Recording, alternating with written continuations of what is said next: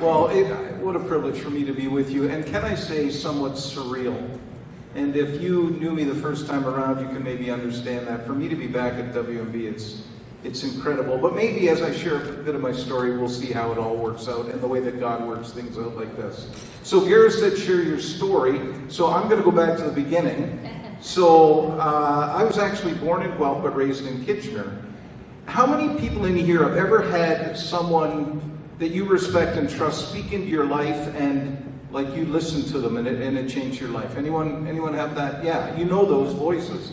Well, I was in high school. I went to Grand River Collegiate in Kitchener, and at the end of I still remember the last day walking out of high school, I played hockey at Grand River. So my hockey coach said to me, Paul, I think you should consider teaching. Now, I didn't know what I was going to do. I'd gotten into Western in London. I didn't know what I was going to do. It was a quandary, but this guy's saying that you should get into teaching. Never thought about that before, but it suddenly struck a chord. Now, remember that, teaching. So I go to Western, muddle through university, and do manage to get into Teachers College.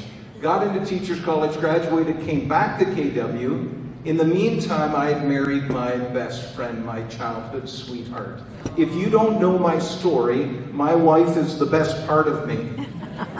I met Carolyn when we were 9 years old at Franklin Public School, just down the road here. She says I was bouncing a Super Bowl, and she didn't really care what I looked like, but she was really impressed with how high I could bounce that Super Bowl. So we were best friends. We were best friends all throughout school. Finally, in grade 11, we had that moment where we looked at each other and said, why haven't we ever dated? And so we dated, and 4 years later we were married. So we were married students at Western. I graduated, came back here, got a teaching job. Carolyn finished up in Guelph, and then she too went into teaching. Awesome career, awesome lifestyle, awesome to raise a family when you're both teachers because you get the summers off, right? And that's what we thought. So we settled in. I taught first at Cameron Heights Collegiate, then over at a little school called Rockaway Public, and then when they opened Westvale Public School, I was part of the group that went and opened that. I taught for 10 years. In the meantime, through all of that, Carolyn's family had attended Grandview Baptist Church, and once I had a reawakening with my faith, my high school years were a little iffy, but once I had a reawakening with my faith, I joined her at Grandview Baptist, and the fellow over there, Don Fitchett, I don't know if that name, my faith just came alive under the preaching of Don Fitchett. But we figured that was her parents' church, so we wanted to find a church of our own. So we're now in Kitchener-Waterloo, we're teaching, and we're trying to find out a home church for ourselves to raise a family. We meandered over to this little building in Waterloo on Lexington Street, little building, and I heard the pastor quote Sports Illustrated from the pulpit. That was it. I found my spiritual home. Someone didn't actually talk about the outside world. That pastor was Chuck Buller, if some of you know that name. And so Carolyn and I settled down. We settled in teaching, began raising a family. A big part of Carolyn and my testimony is that it's a public story. We were unable to have children the way most people can. Our oldest daughter, who many of you may know as Leah, the worship pastor at WMB, you may look at her and think, yeah, she doesn't really look like you. Well, she's Filipino. We're not. But we adopted her at birth, and she is our beauty to this day. So Leah and then our other three kids, Scotty and Tess and DJ are twins. They're all in vitro fertilization, happen at Hamilton. And it's a big part of the ministry that Carolyn and I do today with couples who are struggling with that. So that's a bit of history with our children. So we started raising our family at WMB. I was teaching. In the midst of my teaching, I also got into guidance. So I was a guidance counselor, which meant I worked with kids, tough kids that were struggling, worked with families. So remember that, teaching and guidance or care, because they become a bit of the thread through my story. In the midst of me, in my teaching career, I began talking to parent groups and groups like the Lions Club and stuff, just about youth culture.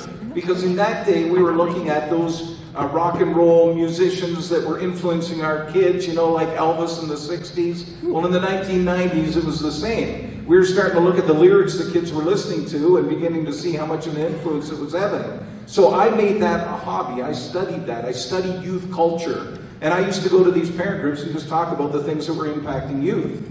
Because of that, I used to come into Sunday school classes at WMB occasionally and talk to the adults just about the culture and how our youth are being shaped. Because of that experience, I was asked if I would consider being on the discernment committee for the first ever youth pastor that WMB was going to have. This was in 1996. First ever youth pastor. So because of some experience I had, I said, sure. That committee was chaired by Michelle Hurley. Anyone know Michelle? Yeah. Paul and Marlene's daughter. And I remember as we met as a committee, we began sharing back and forth just some of the things that we would look for in a pastor of youth. And because it was the first time WMB had ever hired an official paid position, we wanted to get it right. But as I was sitting in those meetings, I began to go home and I'd say to Carolyn, there's something unsettled in me.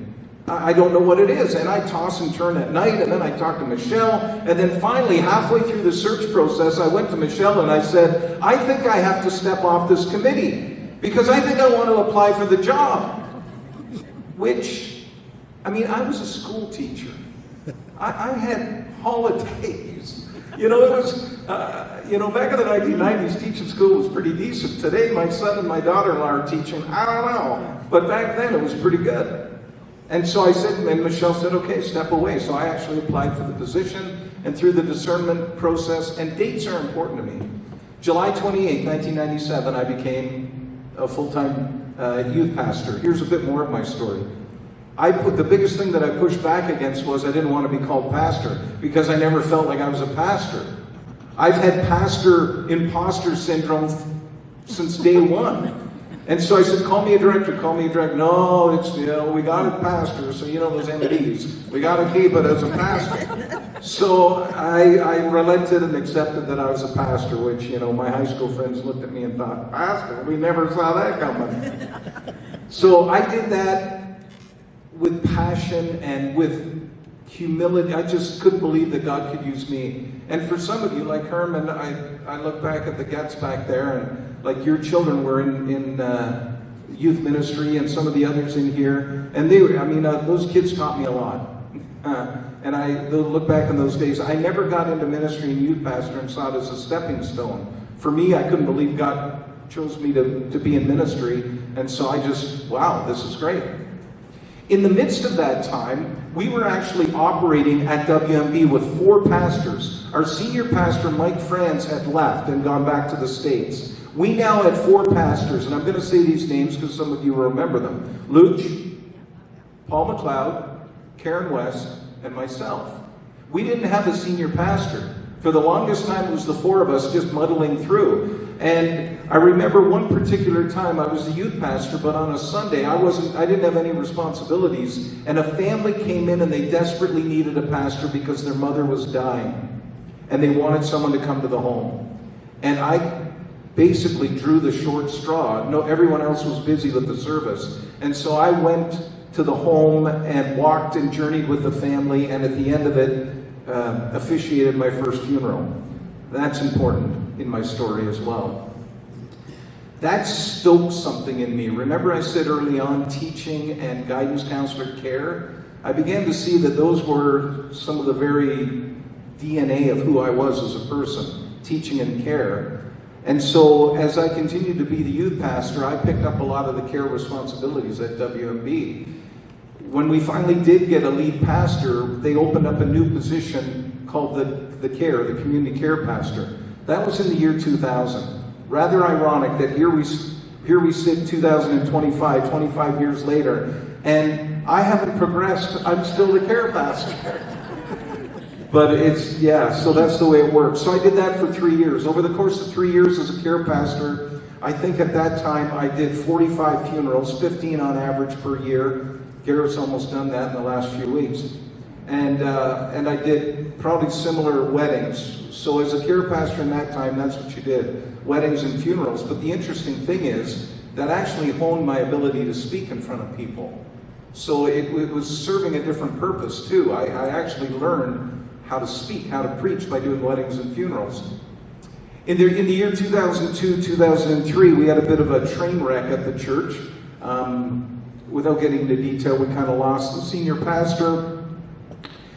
And Randy Friesen, some of you may know him. By the way, every time I've been asked to step into a role in my life as a pastor, I've said no. Said no to God. Anyone say no to God? How does that work out for you? Yeah. So around 2003, our senior pastor left. We were again left without a senior or lead pastor. And so Randy Friesen approached me and said, Paul, we're wondering if you'd take the role. And I said no. And if you know Randy, you know that Randy doesn't take no right away. And so the interesting thing is, and I say this with all humility, as Randy said, he said, Paul, the people trust you.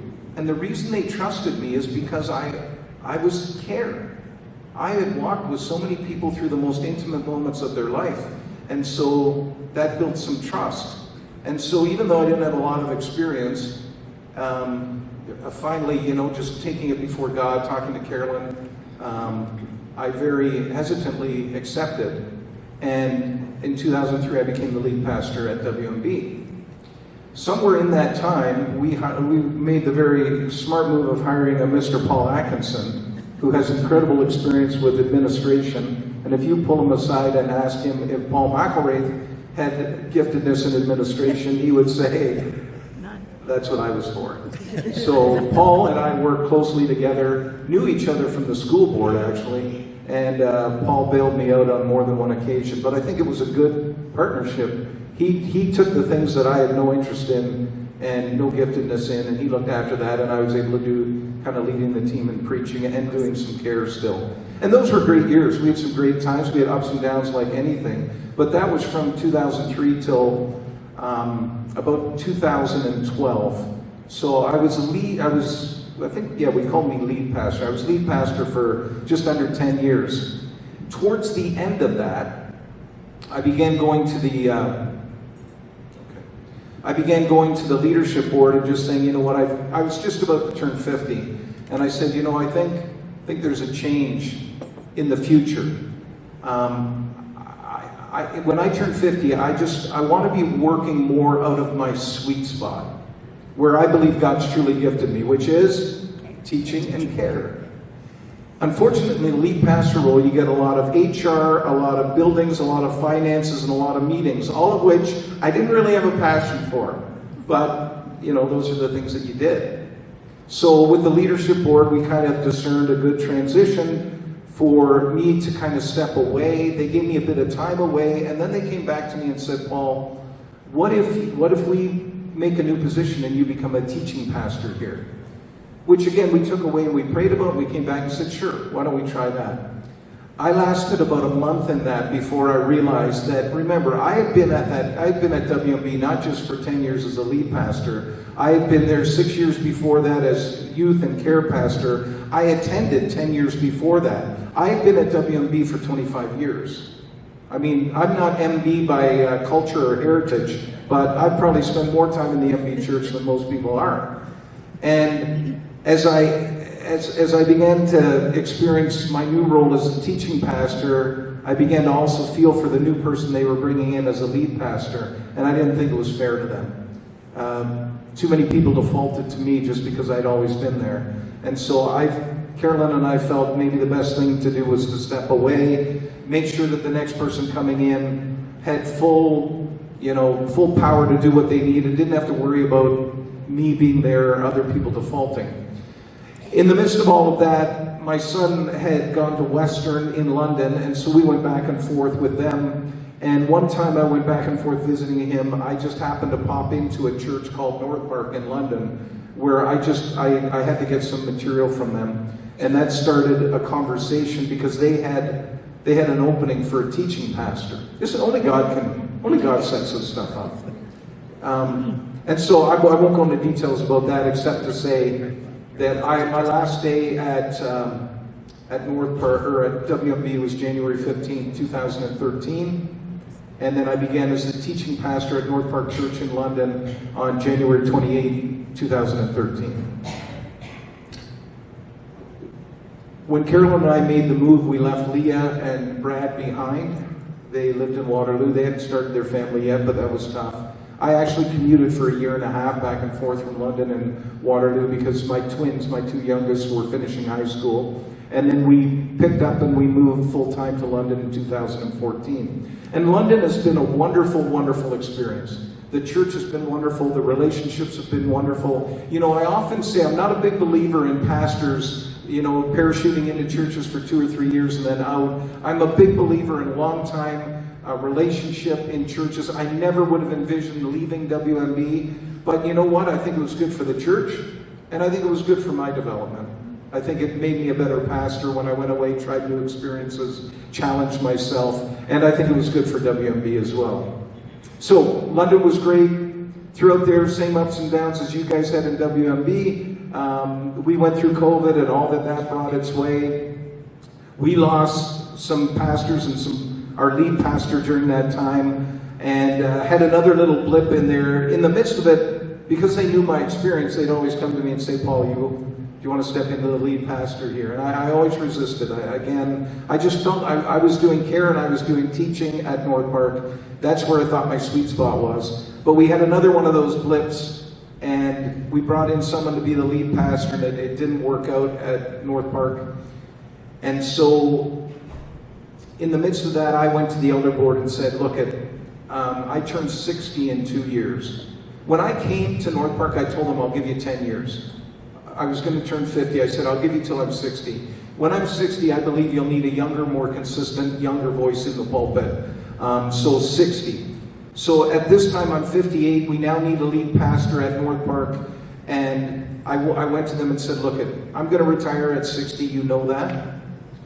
I'll step into the lead pastor role for 2 years and let you guys just get settled.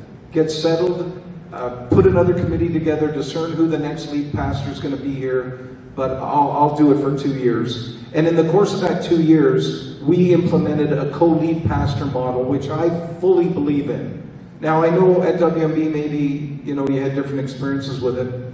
I fully believe in the co-lead model if you have two people that have different yet complementary gifts. So at North Park, we moved to the co-lead model. I did the preaching, teaching, and care, and it was a lady, this woman, dear friend of mine, looked after like the female Paul Atkinson. All the men, all the finances, all the HR stuff. And when they finally did get someone to take my place, it's working great now. They've got a younger speaker, and they're working well in the co-lead. So left it in good hands. I retired at 60, April 30th, 2023, and retirement awaited me, and I was terrible. I was terrible at retirement. When I retired at 60, I never thought I would end. I just thought I'll look for different challenges. I only say this because it leads to the next story. In the midst of me working at North Park, I got a doctorate degree. My doctorate's in preaching and teaching. And so I have a passion for that, a passion for all things preaching. But because I got my doctorate, I thought, Erwin, you can maybe help me with this. I thought like the doctorate was the end. Why would you ever want to do more study when you've got your doctorate? Well, Tyndale kept sending me stuff about postdoctoral stuff. And I began to tweak my interest. And this stuff was in a subject called thanatology. Anyone know what thanatology is? Yeah, a few of you. So it's the study of death and dying and grief. The most humbling thing, and I think Gareth might agree with this, the most humbling thing I've done in 28 years as a pastor is to walk beside and journey with those who are grieving the loss, to do funerals, to be at the bedside of someone who's dying. The most humbling, the most fulfilling, the most privileged thing that I've experienced in 28 years is being there when someone's dying or someone experiences a loss. So this thanatology began to tweak my interest. And so I began to take postdoc studies at Tyndale in thanatology. I'm still taking them. My goal is that once my courses are done, I'll do an internship and then become a certified thanatologist, which I don't know what that means, except I'm just a big believer in lifelong learning. So it's just honing these skills. So I thought when I retired at 60, you know, I'll do some study and look at that, but it was terrible. My wife's a saint. She put up with me waking up in the morning and kind of doing my stuff in the morning and then staring straight ahead. I didn't know what else to do, because pastoring is not a job. Pastoring is a way of life. And so it's just who you are. And unfortunately, I got too much of my identity in being a pastor and not as much in being a child of God, which I learned. And so those 4 or 5 months going through that were terrible. Carolyn was great with me. Finally, North Park came back and said, hey, we'd like to hire you back part-time. Are you interested? And I said, you bet, I've been waiting. So I went back to North Park part-time, working in care and with seniors. And that was wonderful. Skip ahead. My daughter Leah often said to me, Dad, you need to meet with Jeff. So she's been saying that for a few years. You need to meet with Jeff. She just thought that, you know, it'd be good if Jeff and I met, I could share a little bit of my experiences at WMB, blah, blah, blah. So last February, Jeff and I finally met. After 2 years, we met at Starbucks. And we had this great conversation just about leading and about WMB and the history and blah, blah. And at the end of it, he looked at me and he said, Paul, have you ever considered coming back? And I never had. But when I walked away, I thought, wow. Like I never thought that you could go back. And so Carol and I began to pray about it, talk about it. We talked to the kids. Of course, the kids that were here. I have 2 kids here now, DJ and Emma. DJ's on the worship team at WMB and Emma sings.